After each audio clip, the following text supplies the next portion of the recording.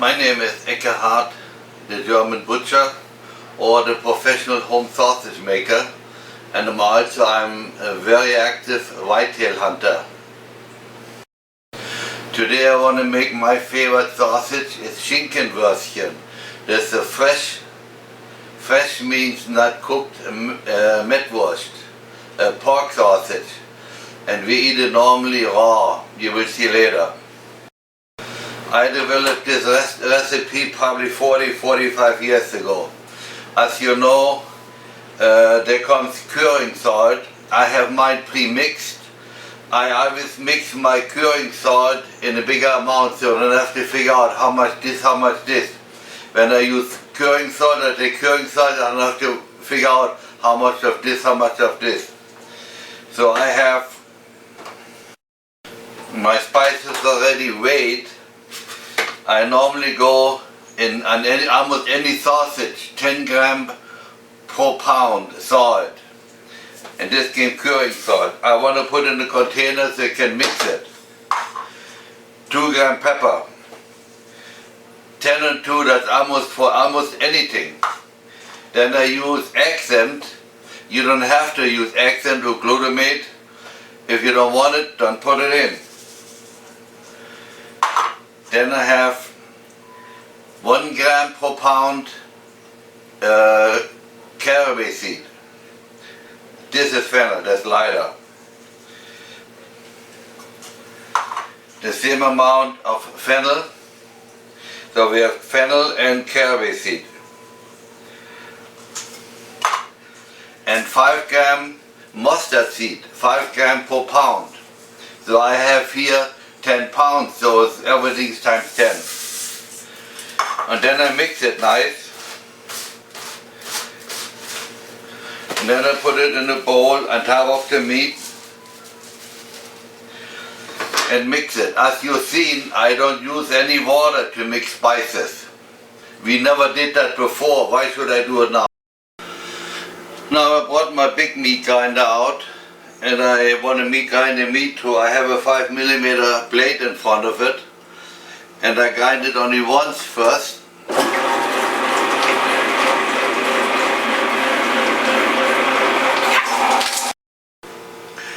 Now I have it mixed through. I can see it. This had about 35% fat in it. Now mixing, a lot of times people mix it like this. It is not really the right way doing it. When you mix it like this, you only mix what you have in your hand. What you do really, you go and hold the bowl tight and press it up and down. This way you mix the top and the bottom at the same time. Now I mixed my meat fairly good, but now I push it through the meat grinder one more time with a really big blade in front. So that means I use my meat grinder as a mixing machine.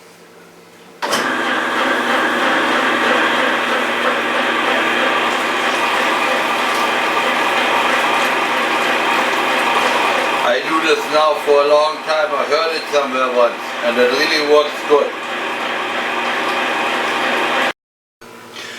Now here I have my Schinkenwurst and let it do one time after I mixed it. Good. Now I made 2 different kinds yet. I didn't have it on the camera because it's only duplications. This is 50% venison, 50% pork. Mostly pork fat. This is the same spices like this. Only I got little red paprika in and little hot pepper. And this is a summer sausage. I bought a package. I never made a summer sausage in my life. I made something like it, but never out of a package. So I wonder how that comes out. Because this will be like a cold cut. I mixed it and I grounded it twice to the coarse blade. Now I got my old sausage stuff out here. That's about 45 years old, 44 years old. But maybe a little history about sausage stuffing. We used to do, when we used a little amount, we used to put some on the table. Oh, I should bring a little closer. And then you put a casing over 2 fingers, so you have the middle open. the casing is almost too small, but I want to get another one out. And then you go in the hand and squeeze this into the casing. As you see, it doesn't go very good, but that's what we used to do, but the casing is too small.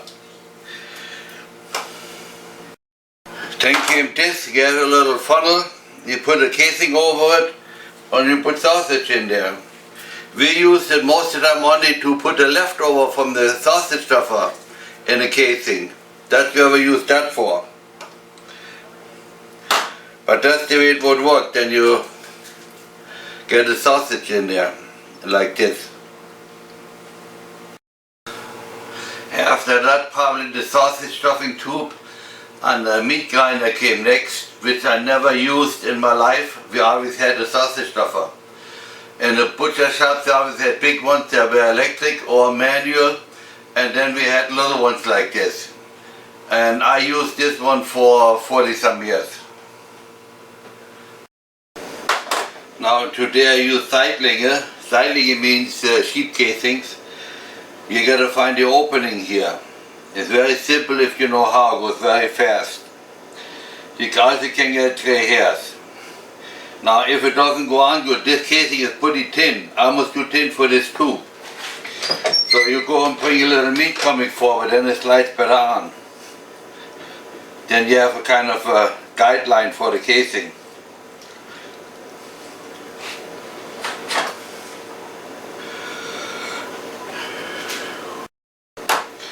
All you do then, with one hand you control it, and the other side you turn it. If you see you got to do something, stop and go.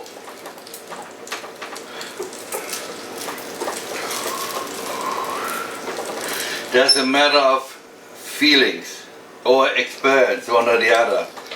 I can't talk much experience because I don't do it often enough. If you let it too tight, it will bust on you. If it's too loose, it's not nice either.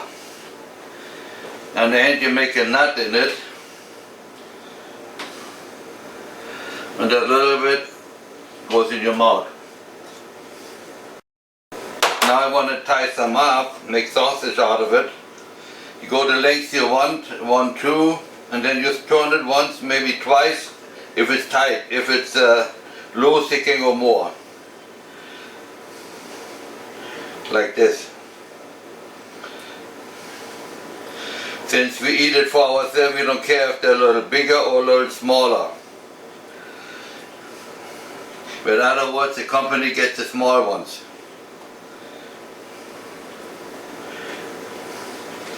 So you go to the end. I want to continue that quick.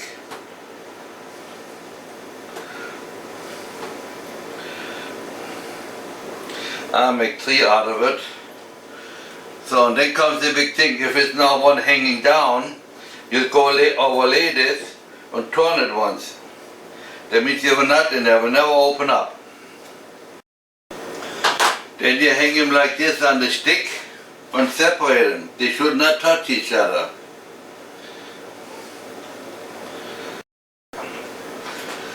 That's the way it looks finished. See, the one hangs down, will never unwind himself. And then we hang them somewhere high temporarily. Since I make sausage here so long, everything is set up for almost everything. I have the next stick finished, and if you look close, this is a little heavier casing than this. I use this normally for the hot dogs, and this for bratwurst. For Schinkenwurst, I can use either one, whatever I have left over. Now I stuffed the sausage with venison pork. Again, one heavier casing, one smaller casing. They're both sheep casings. You also could use pork casings. I never used the artificial casing for that. As you see, I use wood sticks. I use them, some are probably 35, 40 years old. But what I want to say here, when you put them on the sticks, you put them down and press them apart. They kind of pushes the bottom apart and the smoke gets getting better. You don't want to leave them like this, you want to press them down.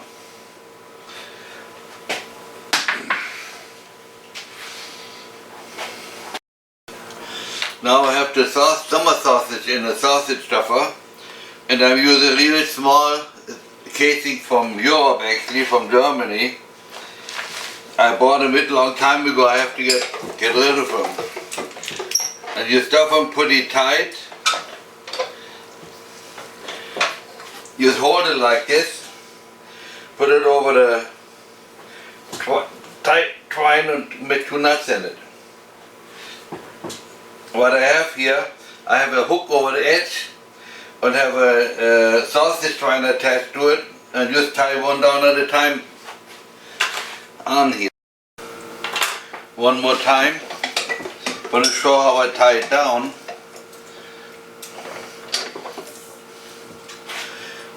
Just hold it like this, put the twine around it,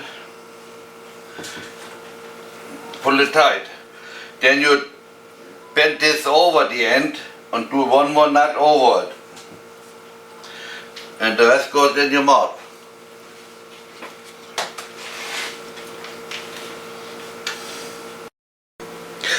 There my sausage hanging down now. The first 3 sticks on the left is regular pork. The next 2 are pork with venison. And then last 2, the little ones, they are summer sausage. Also half pork, half venison. Now I hung my sausage next to my furnace because we need warm temperature, at least room temperature, a little bit warmer, to ferment the sausage. And then they go in the smokehouse.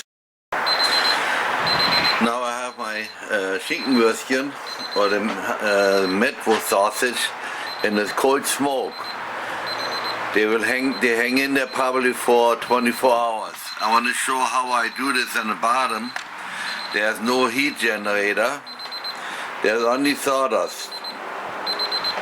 And as you see, I have a divider so they can burn around it, so it burns longer and not so hot. If you ever have it warmer, you put more sawdust on.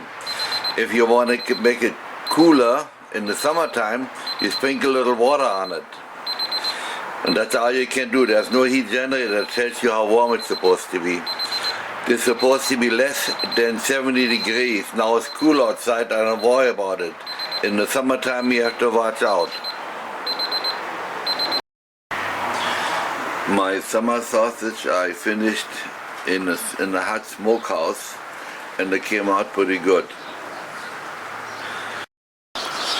Now it's next morning.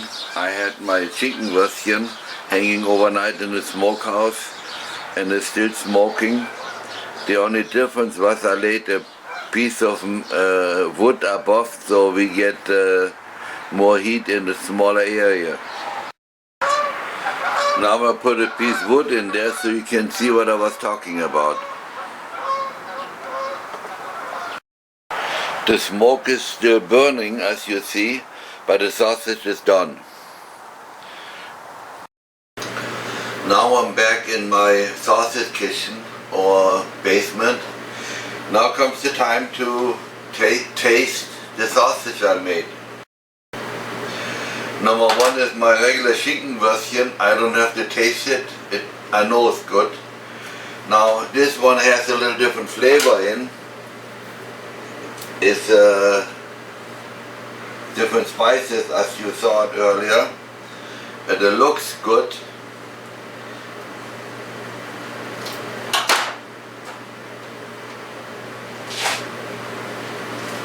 And it tastes better than expected because there's 50% venison in.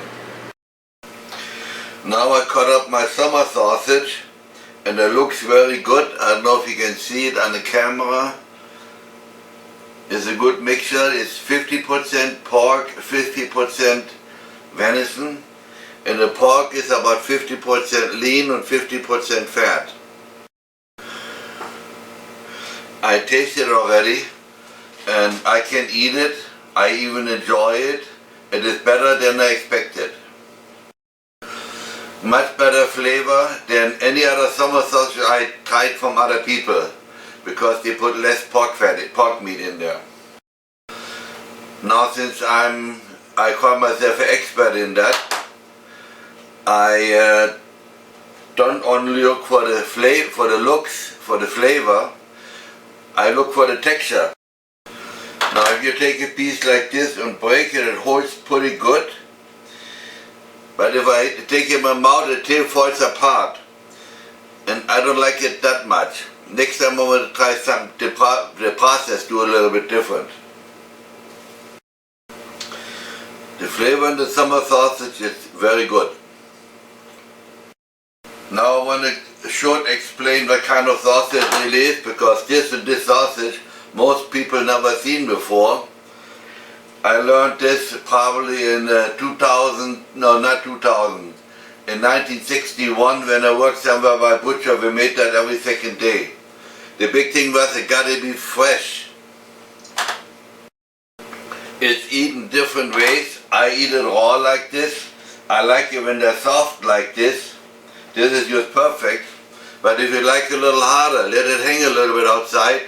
In 1 week they're too dry. I used to make that for hunting groups when they went hunting. This is pocket food. Before they go out in the morning, you take 1 or 2 sausages in the pocket. They're so dry you can blow the dirt off and still eat it, if you had dirt in the pocket. So other people put it in sauerkraut or wherever you put smoked sausage or meat in it, or put them on the grill. It's very big in grilling. A lot of people like it. This sausage and the venison sausage is very similar, only you have, like I said, venison in it, but it also tastes very good. It's still soft. It might take a little longer before they dry. I don't know why, but it's also very good flavor in it. I should also say this: if you let it hang too long outside or lay it in the fridge, it will dry very good, but it loses some of the smoke flavor. When you make so much sausage, what do you do with all that stuff? You pack it and freeze it, or vacuum pack it and lay it in the fridge. I don't use the vacuum so much. Number one, it takes too long and it's a little expensive. I use saran wrap. Now since they're small sausage, I took the small roll. They come like 1 foot and they come 18 inches. When I pack meat, I use the bigger one. And all I do, I take a sausage, go around, fold the corners over. Don't worry about using a little more saran wrap, that's inexpensive. Like this. And I freeze it. I should say something else yet. I make another one. If you have many different kinds in the freezer, what I have, and you cannot identify it by looking at it, you gotta mark it. That's more so when you do venison meat or so. Before I do the last wrap, I write down what it is and cover it up 1 more time. Then the writing doesn't smear on anything else. And you can read it later again. For the Schinkenwurst, I like to take a bigger saran wrap so you have more room to fold over. Just pull it out, fold it over and roll again. And when it's done, I cut it off. They have a cutter on here, but by me that goes too slow. I'm not careful enough, then that breaks. That's it.